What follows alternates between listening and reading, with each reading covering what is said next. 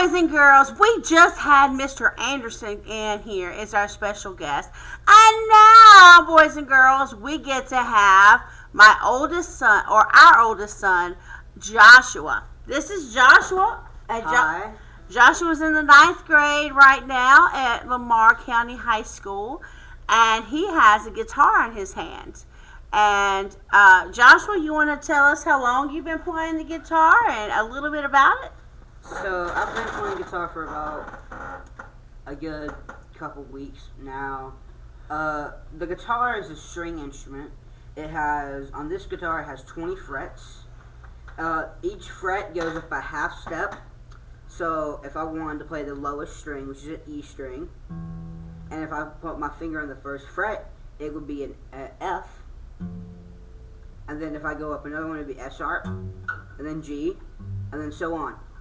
And if we went up another thing, it would be a G flat. But if we want to go up another one, it would be an A, which is the same note as the next string. Awesome. I'd like to interject something, Joshua. Boys and girls, I'm not sure if you understood about going from a half step. So it's sort of like going on a keyboard. When we have our keyboards and we go from the white key to the black key, and we go from the white key to the black key to the white key to the black key, that's what Joshua was demonstrating on his guitar. Except he wasn't going up the keys, he was going up these bars right here, which he called frets. Alright, could you demonstrate that again just one more time for us? So the lowest string is an E string, right? But if we go up, let's say one fret, it would be an F. And then we go up another string, it would be an F sharp. The next, it would be a G. And then the next one? It would be a G flat. The next would be an A. And if you don't want to play that, the next string is an A too. And the strings go as follows. So it's the lowest string is an E. Second is an A. Third is a D. The fourth is a G. And then the fifth is a B. And then the sixth is another E. The lowest and the highest E are 2 octaves apart. An octave is 8 notes. That's right. So let's hear the low sound again, the low E. Let's hear the high E. Can you hear the difference? Can you tell which one's low and which one's high? Let's see if they can figure it out. Just play one. Ooh, is that high or low? Ooh. Can you tell whether that was high or low? Oh, I heard something different. You just did something different. Yeah, what I did was called a chord. A chord can be 2 to 3 to even 7 notes at a time. Some very common chords on the guitar are the G chord, or let's say the D chord, which is, or an A chord, which is, and you notice that those two sound kind of different, but they're not really different. The difference is that D and A are a fifth apart. A fifth is the notes. So the fifth is the number of times you count between D and A. So fifth would be 5 white keys apart. Yes. Alright, there's something that you had in your hand. What's that? This is called a pick. A pick is used to strum the guitar. So if we wanted to strum a G chord, let's say, we would go. But if we can also use our thumb or our fingers.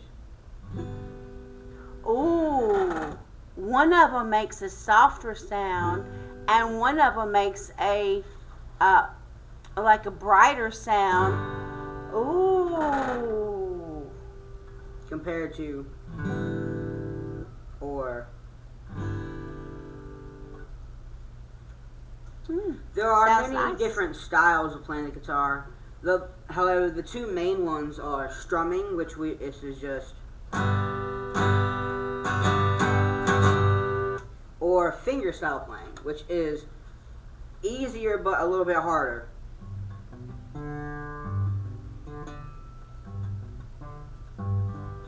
Fingerstyle incorporates all your fingers instead of just a pick or just your thumb.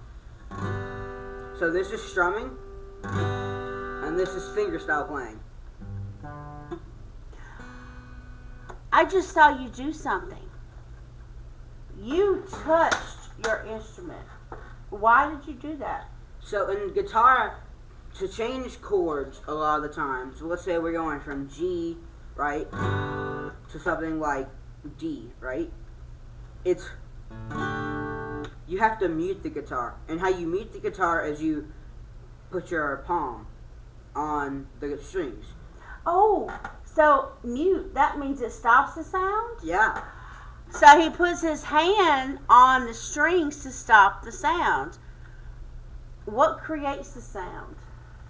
What creates the sound is when you pluck a string, the string that you pluck, there is a hole in the guitar, as you see.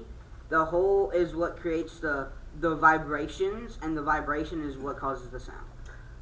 So the strings vibrates, and the sound resonates from that hole. Yeah. And it comes out. Yay! Yay! Joshua, can you play us a song? Sure. I'm a beginner, so I might miss a couple notes like Mr. Anderson did.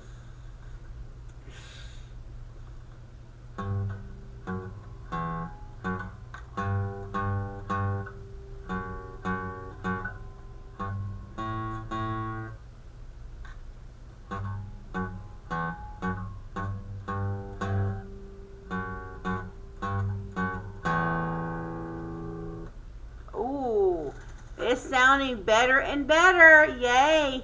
Well, thank you, Joshua, for coming to the classroom today. I appreciate your courage and your bravery to play for us today. Because Joshua is somewhat new on this. He's only been playing for about 2.5 or so weeks.